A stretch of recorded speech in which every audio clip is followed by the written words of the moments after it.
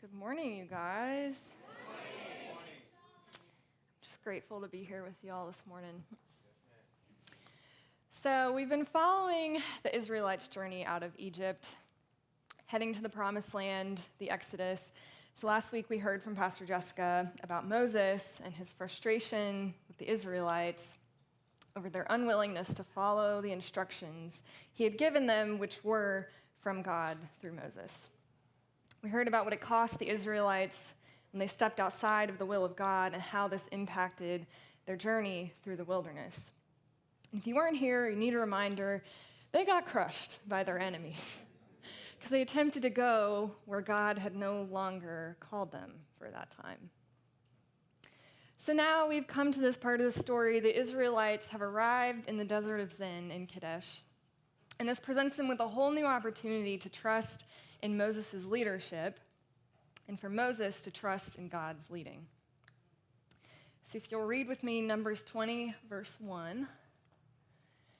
In the first month, the whole Israelite community arrived at the desert of Zin, and they stayed at Kadesh. There, Miriam died and was buried. So Miriam was Moses' sister. And at this point, she'd been a really important part in Moses' life as a whole, but especially throughout this Exodus journey. And I think the fact that the passage begins with her death is pretty significant. It marks the rest of the passage with the knowledge that no one is too important, not even someone with the significance and stature that she carried, to be on the receiving end of God's discipline. So earlier in the story, God made a promise that the first generation of Israelites to leave captivity wouldn't enter the Promised Land. And Miriam's death was a part of God keeping this promise. So before we jump into the rest of the message, I want to make a point to say God is a God of justice and of mercy. It's not either or. So the beginning of verse 20 begins and says, "Now there was no water for the community." So this was a real issue. They needed water. You need water to live. But this passage continues, if you'll read the rest with me. Now there was no water for the community, and the people gathered in opposition to Moses and Aaron. They quarreled with Moses and said, "If only we had died when our brothers fell dead before the Lord. Why did you bring us into wilderness that we and our livestock should die here? Why did you bring us up out of Egypt to this terrible place? It has no grain or figs, grapevines or pomegranates, and there is no water to drink." So it's understandable why the people would have been anxious or angry or concerned. This wasn't the first time this had happened. Exodus 17 verses 1 through 7 says, "But the people were thirsty for water there, and they grumbled against Moses. They said, 'Why did you bring us up out of Egypt to make us and our children and our livestock die of thirst?' Then Moses cried out to the Lord, 'What am I supposed to do with these people? They are almost ready to stone me.' The Lord answered Moses, 'Walk on ahead of the people. Take with you some of the elders of Israel and take in your hand the staff which you struck the Nile, and go. I will stand there before you by the rock of Horeb. Strike the rock, and water will come out of it for the people to drink.'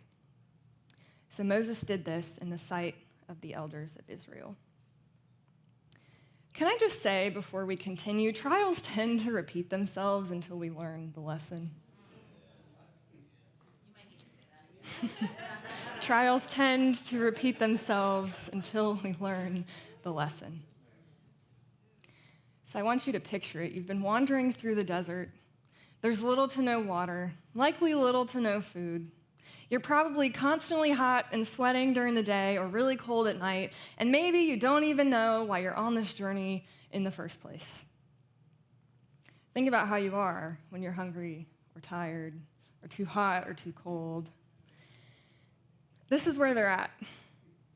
And I know we've all been there at some point. Maybe you deal with these people, whether at work, you go to the grocery store, you name it, it's probably happening at some point. So we're not so much focused on the Israelites' attitude here, more than we have something to learn from Moses' attitude shift in response to the Israelites' grumbling. So the passage continues in verses 6 through 10, if you'll read that with me. Moses and Aaron went from the assembly to the entrance to the tent of meeting and fell face down, and the glory of the Lord appeared to them. The Lord said to Moses, "Take the staff, and you and your brother Aaron gather the assembly together. Speak to that rock before their eyes, and it will pour out its water. You will bring water out of the rock for the community, so they and their livestock can drink." So Moses took the staff from the Lord's presence, just as he commanded them. He and Aaron gathered the assembly together in front of the rock, and Moses said to them, "Listen, you rebels, must we bring water out of this rock?" So Moses started off doing exactly what God had told him to do. He sought the Lord, he took the staff, he gathered the assembly, but what he does next changes everything and costs Moses his blessing. So Moses obeyed until he got frustrated and angry. Verse 10 continues. Do we have that one? Okay. Oh, we already read part of that. Well, the rest of the verse says, "Then Moses raised his arm and struck the rock twice with his staff. Water gushed out, and the community and their livestock drank." So the "we" here in the "must we bring you water out of this rock" is referring to Moses and Aaron, who was also with him at the time. So this shifts the Israelites' focus in this moment from what God could do to what Moses is going to do. He started off by doing exactly what God had told him to do. But when things got even more difficult, when the final straw moment came, out of anger and frustration, Moses strikes the rock twice instead of speaking to it. And it costs him the opportunity to lead the Israelites into the promised land. So this leads me to my first point, that partial obedience is still disobedience. Read with me in verse 12. "But the Lord said to Moses and Aaron, 'Because you did not trust in me enough to honor me as holy in the sight of the Israelites, you will not bring this community into the land I give them.'" Whew. So there's a number of reasons I speculate as to why Moses struck the rock instead of speaking to it like God told him to. With the death of his sister Miriam just recently, the mounting frustration from the wandering of the Israelites, the physical condition he's been enduring, it kind of makes sense. So I want to look at something with you. Some of you know that I also have studied psychology, so we talk about our feelings a lot. And so if we could pull up the feelings wheel. So on one side, we have some things that we might feel when our needs are met, things like joy and trust and love and peace. And on the other side are some feelings we might feel when our needs are not being met: sadness, fear, disgust. Anger has its whole category to itself.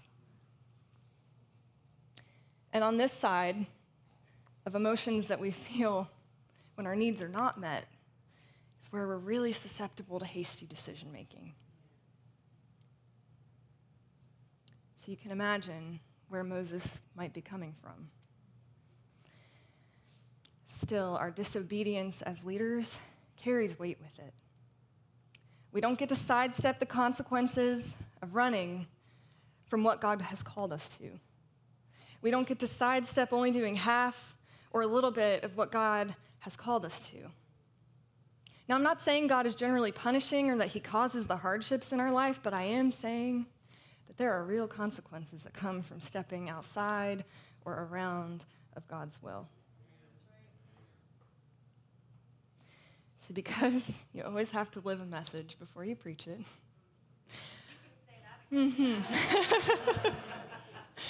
So I'm going to share a little insight into a recent story of my life that happened when I attempted to settle on partial obedience. So a little over 2 years ago, I was in the middle of college, having a great time. And in my mind, I had arrived at the sweetest escape from a place that I saw as having brought me nothing good in the past and holding nothing good for me in the future. So upon leaving for college and realizing how great life really could be, I found comfort and peace that I clung hard to in the idea of never really returning to where I'd come from. And then that spring break came, and I boarded a plane to Texas, where I later met Pastor Jen and some of the other ladies at Bridge. And if I had known at that point the ride that I was in for in the future, I probably would have gotten right back on that plane. Love you guys. So some of you know I interned here last summer.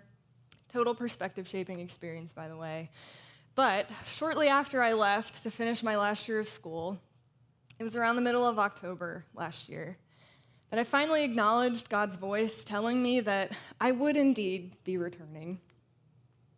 And not only would I be returning, but I would take on a job where every day is unpredictable, where a crisis could arise at any moment. I would be required to hold space for trauma, but challenge when necessary. I would be facing all the reasons that I never wanted to return in the first place, and it would require a depth of vulnerability and trust that I had never gone to before. I would need to remain faithful to my original call to ministry and steward the gifts He's instilled in me and learn to lean in when things got hard. And invest in a master's program just to put icing on the cake. So He didn't tell me that up front. He doesn't frequently tell us up front what will be required of us when He asks us to step to a new level, or else we'd probably never go. Maybe that's just me, but... So a few weeks ago, like Moses, under the frustration and the overwhelm of all the spinning plates that I just described, I took a hard left, tried to run from it all. In my mind, as soon as I found a way, I was ready to pack it up and go back to South Carolina. Now, clearly I didn't, or I wouldn't be here, but shameless plug to the people in the room who reminded me that God wouldn't have brought me back here to do any of that if He had planned on abandoning me to do it all on my own. God never abandons us, nor does He ask us ever to do anything out of our own strength. So I tell you all of that so you don't have to learn the lesson the hard way like I did. Partial obedience is still disobedience. And there are real consequences when we don't follow God's instructions. I realized very stubbornly but quickly that the harder I tried to run against God's will for my life, that it would only get harder from here. Because God isn't going to bless us where He did not give us the authority or commission us to go. Now, I'm sure Moses didn't think this single act out of frustration and anger would cost him as greatly as it did. I'm sure he didn't think God would take away his opportunity to lead the Israelites into the promised land for this decision. I personally still don't fully understand why at 22 God has me doing any of the things that I'm doing. But I do know that even the things that might seem small to us have so much more significance in His much, much greater plan. So in Exodus 17, when Moses struck the rock and the water came out, that was what God had instructed him to do for that time. But this time, it was different. Moses, caught up in his anger, strikes the rock when God told him to speak to the rock for the water to come out. You know, anger blinds us. It's why Ephesians 4:26 says, "In your anger, do not sin. Do not let the sun go down while you're still angry." And in the midst of Moses' anger at the Israelites, he lost sight of God's instructions. Now, maybe he didn't think it mattered, the method, as long as the outcome was the same, which it was. And we'll talk more about that in a minute. In the midst of my own trying to redefine what God has or really is asking me to step into out of frustration and confusion, at some point in all that mess, I said to someone, I feel like I know the end point of this season, so why does it really matter what I do in the meantime?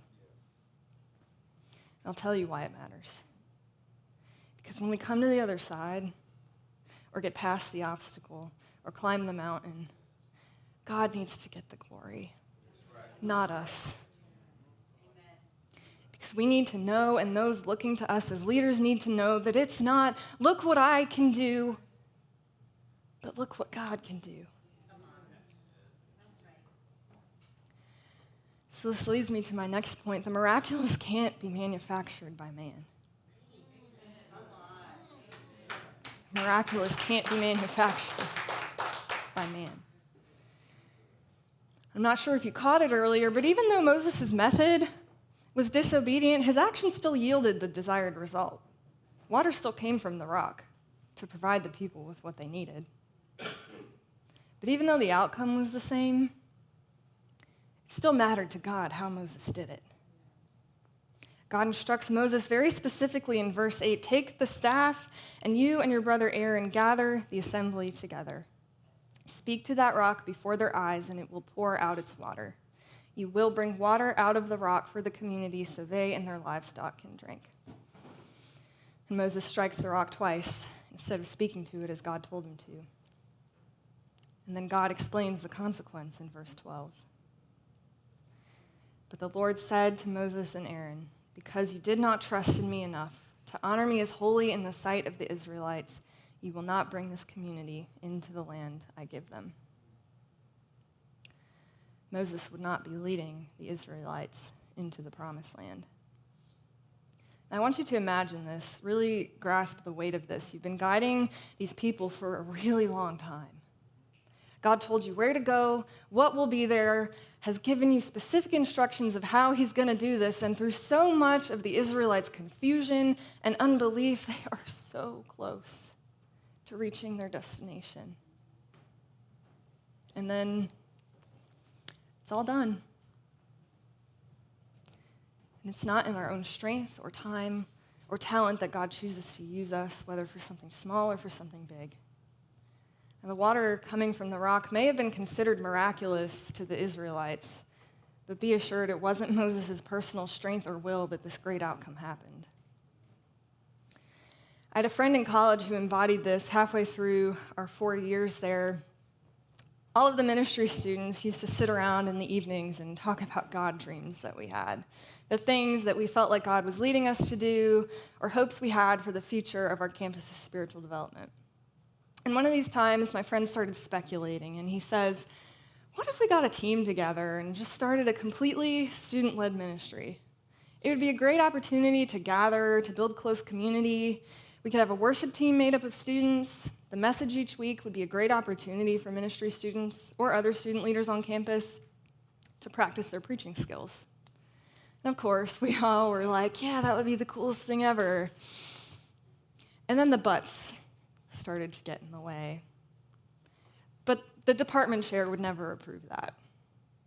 The university chaplain would never approve that, certainly.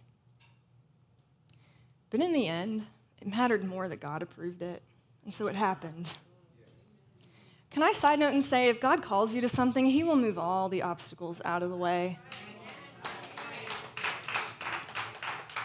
They may not be easy, but the path will be made straight. So the following fall semester, our student ministry called Reach was launched. There were about 20 people at the first meeting 2 years ago, including our small leadership team. But just last week, wouldn't you know, I got wonderful news that they're averaging about 150 people every week. Over 30 ministry students have had the opportunity to practice their preaching skills, 15 who have made the commitment to faithfully serve on the worship team, and a growing willingness to invest in the formation of a prayer team. All from one idea: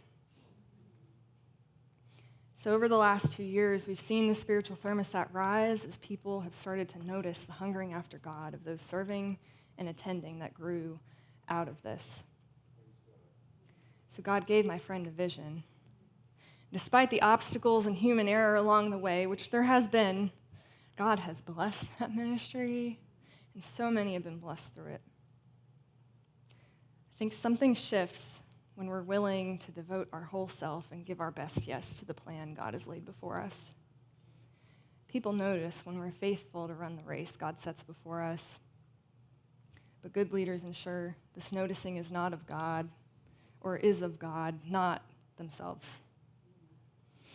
So this leads me to my next point. Know and trust God so that others may know and trust God. God needed Moses to trust who he was so that the Israelites would trust and know who God was. This was why his correction was less geared toward Moses' wrong action and more toward his attitude. As leaders, we have the responsibility to represent God well to the people around us. I'll read verse 12 again. But the Lord said to Moses and Aaron, because you did not trust me enough to honor me as holy in the sight of the Israelites, you will not bring this community into the promised land. So I would dare to say here that the issue was less about what Moses did and more about the reason that in his anger he made a hasty decision. And in God's correction of Moses, God points out a lack of trust in Moses that God really was going to do what he said he was going to do. You know, as leaders, we sow into our people whatever we ourselves are filled with. So if we're insecure, we'll sow that into our people. And if we're anxious and we're doubtful, we'll sow that into our people. But if we're filled with faith and with trust in God and with hope, we sow that into our people. Despite Moses stepping outside of God's instructions when he struck the rock, God's holy character was still revealed to the Israelites. Now, whether it was because of the water coming out of the rock or God's correction of Moses, or maybe even both, God was still glorified. I want you to read verse 13 with me. These were the waters of Meribah, where the Israelites quarreled with the Lord, and where he was proved holy among them. God's correction is just, but it's also kind. These two things don't contradict each other. And if we're to model after God in our leadership, we have to be willing to lovingly correct and to guide our people back on course. But being willing to accept God's correction in our own lives is even more important than this. And while we're not powerful enough to mess up God's plan, God's people still cross the Jordan into the promised land, and Israel stands today as a testimony to God's faithfulness. How we as leaders respond throughout the process, whether out of anger or frustration, or with patience and obedience. This could make all the difference in the way someone understands who God is, and how we teach others to handle difficulties along the journey, and ultimately, whether we will walk in the plan that he has for us, or like Moses, we find ourselves benched in the final plays of the game. So the bottom line is this. We will all experience our own wilderness season, but how we respond as leaders is what matters the most. God's plan to lead us into the promised land hasn't changed. He's faithful yesterday, today, and tomorrow. And what's variable is how we will respond in the face of those challenges that arise along the journey.